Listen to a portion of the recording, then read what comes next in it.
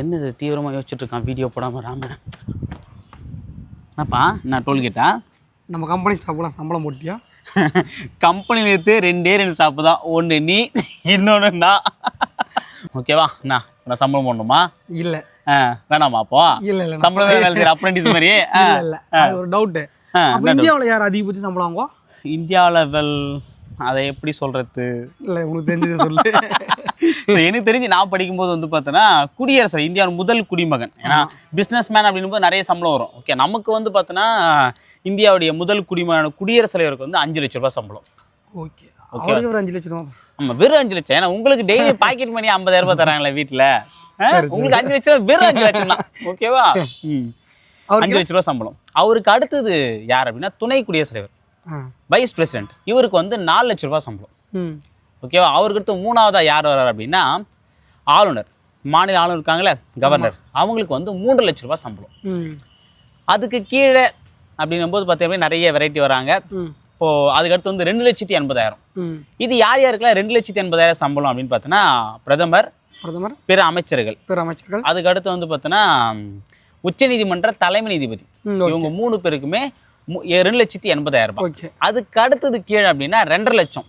2.5 லட்சம் யாரெல்லாம் வாங்குறாங்க அப்படின்னும் போது உச்சநீதிமன்ற தலைமை நீதி சொன்னல, அப்போ பிற நீதிபதி இருப்பாங்கல்ல, அவங்களுக்கு 2 லட்சம் தான்.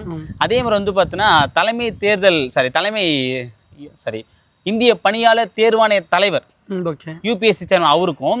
அதே மாதிரி வந்து பார்த்தோன்னா இந்திய தேர்தல் ஆணைய தலைவர், ஓகே, அவருக்கும் வந்து பார்த்தோன்னா 2.5 லட்சம் தான். ஓகே, அது மட்டும் இல்லாமல் உச்சநீதிமன்ற தலைமை நீதிபதி சொன்னால 2,80,000, உயர்நீதிமன்ற தலைமை நீதிபதிக்கும் வந்து 2.5 லட்சம்.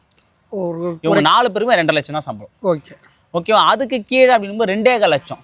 2.25 லட்சம் யாருக்குன்னா இந்த கேபினெட் செயலருக்கும் 2 லட்சம், அதையும் நோட் பண்ணிக்கோ. அதுக்கடுத்து கீழே நம்ம 2.25 லட்சம். இந்த 2.25 லட்சம் யாரெல்லாம் சம்பளம் வாங்குறாங்க அப்படின்னும் போது ஃபர்ஸ்ட் மாநில ஆளுநருக்கு நம்ம எவ்வளோ பார்த்தோம்? 3.5 லட்சம். ஓகே, 3 லட்சம் பார்த்தோம். அதே மாதிரி வந்து துணைநிலை ஆளுநர் இருக்காங்க, யூனியன் பிரதேசத்துக்கு உண்டான ஆளுநர்கள், துணைநிலை ஆளுநர்கள். இவங்களுக்கு வந்து எவ்வளோ வரும் அப்படின்னா 2.25 லட்சம். ஓகே, இது இல்லாமல் உயர்நீதிமன்ற தலைமை நீதிபதிக்கு என்ன சொல்லியிருந்தேன்? 2.5 லட்சம். உயர்நீதிமன்றத்தில் பிற நீதிபதிக்கு, ஓகே, அவங்களுக்கு 2.25 லட்சம் தான். ஓகே, அதே மாதிரி வந்து பார்த்தீங்கன்னா அட்டர்னி ஜெனரல் ஆஃப் இந்தியா, இந்திய தலைமை வழக்கறிஞர், அவருக்கும் 2.25 லட்சம் தான்.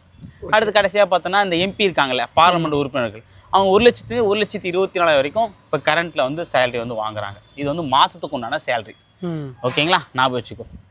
ஓகே, இதெல்லாம் படித்து சில போஸ்ட் வாங்கலாம், சில போஸ்ட் வந்து பார்த்தீங்கன்னா ஜெயிச்சு தான் வாங்க முடியும். சரியா? நோட் பண்ணி வச்சுக்கோ. நீங்களும் நோட் பண்ணி வச்சுங்க. நீங்கள் நோட் பண்ணிக்கோங்க.